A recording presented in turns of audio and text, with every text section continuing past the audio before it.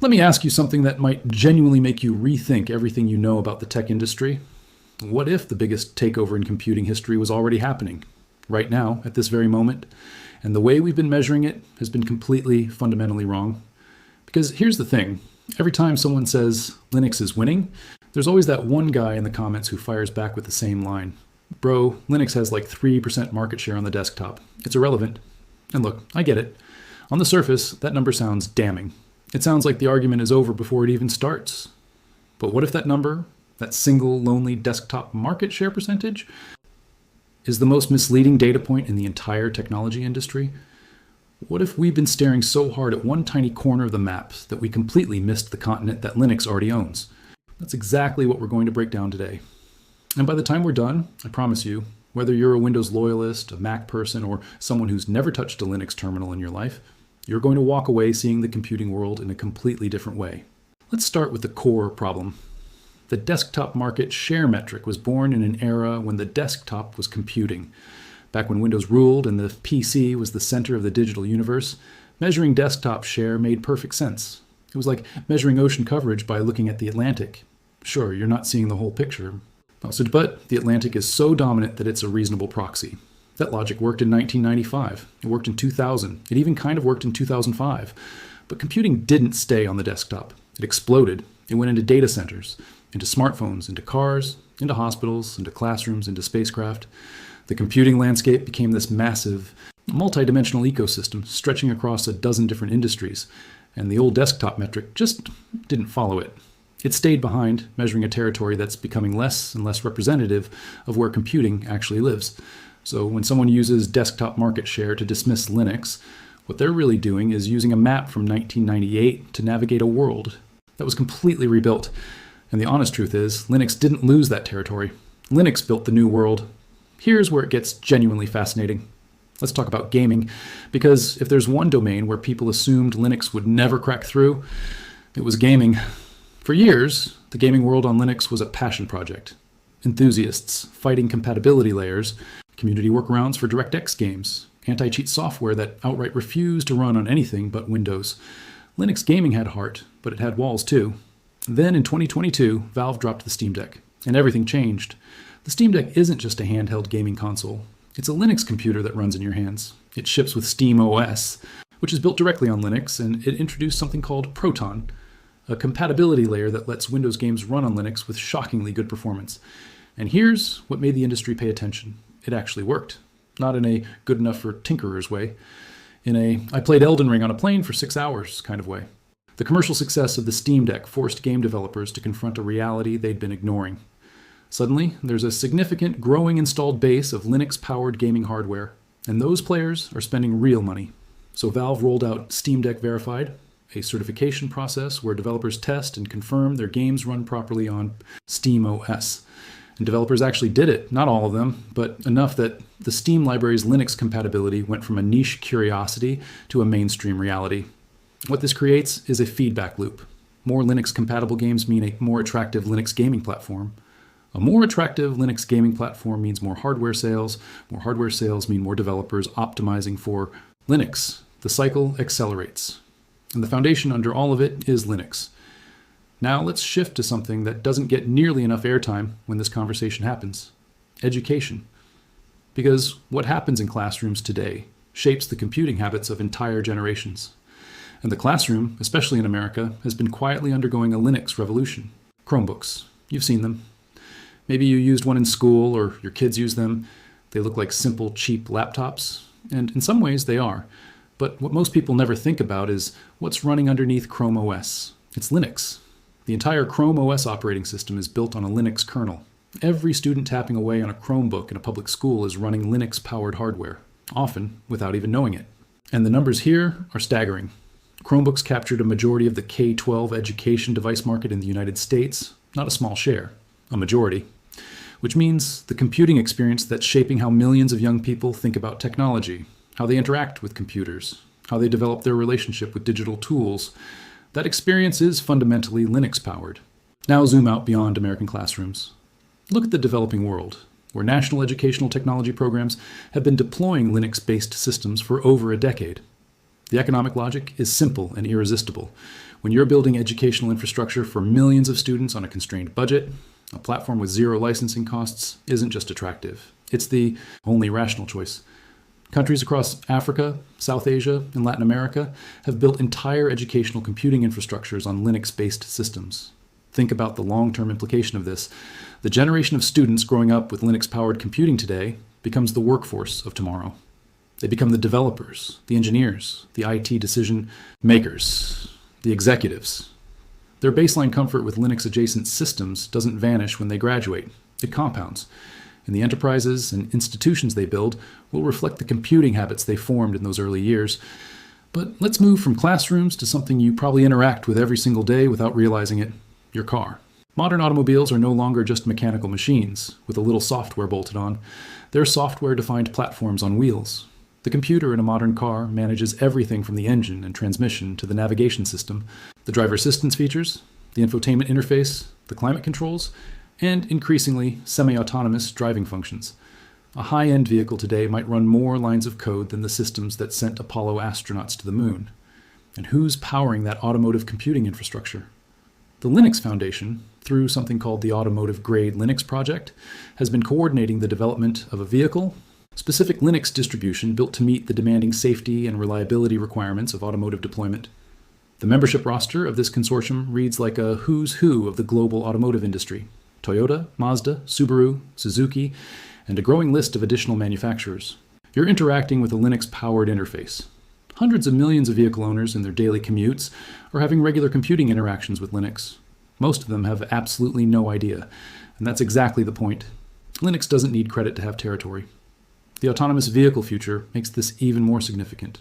Real-time sensor fusion, simultaneous perception, and decision-making at highway speeds, the kind of processing reliability that keeps a vehicle from becoming a 2-ton missile, all of this demands computing infrastructure that is stable, auditable, and proven in safety-critical environments. Linux has become the development environment of choice for autonomous vehicle research precisely because it offers those properties, and because the path from development to production deployment is smoother when both environments share the same foundation. Healthcare is where Linux's presence becomes genuinely profound, and where the stakes of getting computing infrastructure right are measured in human lives rather than market share percentages. Think about the medical imaging equipment in any modern hospital: CT scanners, MRI machines, ultrasound workstations. These aren't just expensive hardware. They're complex computing platforms that need to operate with absolute reliability, because a system crash isn't just an inconvenience. It's a patient care disruption that can have real consequences. The FDA's medical device software regulations establish demanding standards for these systems, and Linux's combination of proven stability, open source auditability, and zero licensing cost makes it a natural fit for medical device manufacturers navigating those regulatory requirements. When a radiologist sits down at an imaging workstation to review a CT scan, the software they're looking at is often built on top of a Linux foundation. The interface might be custom, the application might be proprietary, but underneath it all, Linux is providing the stable, secure, reliable ground that patient-critical computing demands. Go deeper into hospital infrastructure and the picture becomes even clearer. Electronic health record systems, laboratory information platforms, pharmacy management software. These are the backbone of modern clinical workflows, and they predominantly run on Linux servers in hospital data centers. The Windows workstation the nurse uses at the bedside is typically connecting to Linux-powered backend systems that hold patient records, manage medication dispensing, and coordinate care across departments. The visible surface is Windows. The invisible foundation is Linux. And then there's the most dramatic validation of Linux's reliability: the applications where failure is simply not an option. SpaceX's Falcon 9 rocket, one of the most successful orbital launch vehicles ever built, runs Linux on its flight computers. Not because it's trendy, not because of ideology, but because when you're managing the ignition sequence of 9 Merlin engines and guiding a booster back to a drone ship landing in the middle of the ocean, you need an operating system that has been battle-tested, that behaves predictably under pressure, and whose codebase can be independently verified. Linux earned that role. The International Space Station runs Linux. When astronauts conduct experiments in microgravity 250 miles above Earth, the computing infrastructure supporting their work runs on Linux. And then there's Ingenuity, the little helicopter that achieved powered flight on Mars. The first aircraft to fly on another planet ran Linux as its flight control system.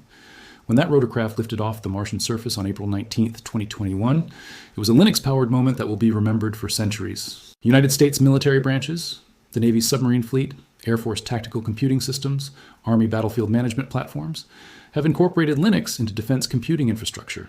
The security-conscious nature of government procurement means these decisions come after rigorous independent assessment. Linux's open-source architecture actually helps here, because the ability to audit the codebase independently, rather than relying on a vendor's assurances about what's inside a closed system, is an enormous security advantage. The fact that Linux passed those assessments and earned those deployments tells you something fundamental about the platform's credibility. Now, with all of this evidence assembled, gaming, education, automotive, healthcare, space, defense, the natural question becomes, why can't the competition catch up? Why is this trajectory structurally irreversible rather than just a temporary advantage that a sufficiently motivated competitor could close? The answer comes down to 4 interlocking structural realities that reinforce each other in ways that are genuinely difficult to dismantle. The first is the zero licensing cost asymmetry. Linux is free. Not free as in a promotional period, not free as in a limited version, permanently, structurally, architecturally free.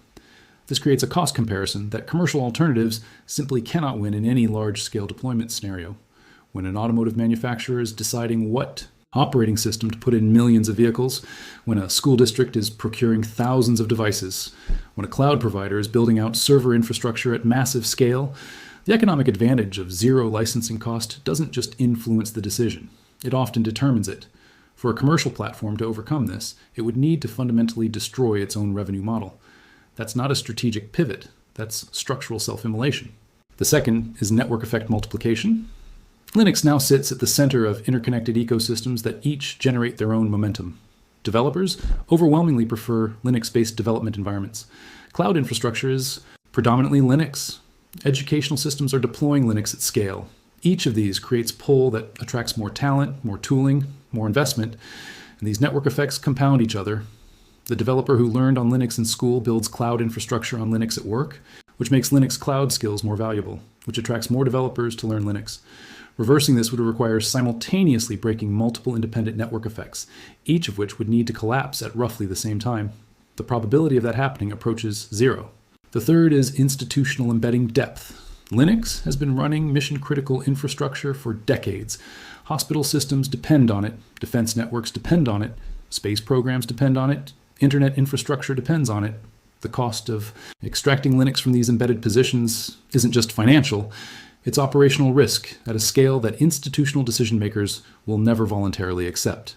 You don't rip out the operating system running your submarine fleet computing on a whim. You don't migrate your hospital's clinical infrastructure because a competitor has a better marketing campaign. Institutional inertia is a force multiplier for Linux's existing position. The fourth is development velocity asymmetry. Linux development happens through a globally distributed open source model where thousands of contributors, individuals, universities, corporations, research institutions, simultaneously improve the platform. No single commercial competitor can match this aggregate development capacity. Microsoft, Apple, Google, each is a formidable organization, but each is bounded by its own headcount, its own budget, its own quarterly targets. Linux has no such ceiling. The distributed contributor model means the ceiling is essentially the global pool of interested developers. That structural asymmetry doesn't narrow over time, it widens. So here we are. Linux on the desktop, around 3%, Linux everywhere else, the foundation of the modern digital world. Gaming hardware that sold in the millions and flipped the narrative on PC gaming portability, Linux. The classroom computers shaping how an entire generation thinks about technology, Linux. The infotainment system in hundreds of millions of cars worldwide, Linux. The back-end servers running hospital electronic health records, Linux. The flight computers on rockets trusted to deliver satellites and astronauts to orbit, Linux. The Mars helicopter, Linux. The desktop is Windows. Nobody's arguing about that. Windows owns the desktop and will likely continue to own it for the foreseeable future. But the desktop is one domain, and it's not even close to the most important domain anymore. The economy runs on cloud infrastructure. Healthcare depends on networked clinical systems. Transportation is becoming software-defined. Education is shaping the next generation of builders. Space exploration is pushing the boundaries of what computing can achieve in the most demanding environments imaginable. Linux is the ground beneath all of it. The people who look at desktop market share and declare Linux irrelevant are doing something understandable. They're using a familiar metric to answer a familiar question. But the question they're answering is the wrong one. The right question isn't which operating system do people use on their personal computers. The right question is which operating system underlies the most critical, most expansive, most consequential computing happening in the world right now? And the answer to that question isn't even close. Linux isn't taking over. Linux already took over. We're just now starting to use a map accurate enough to see it.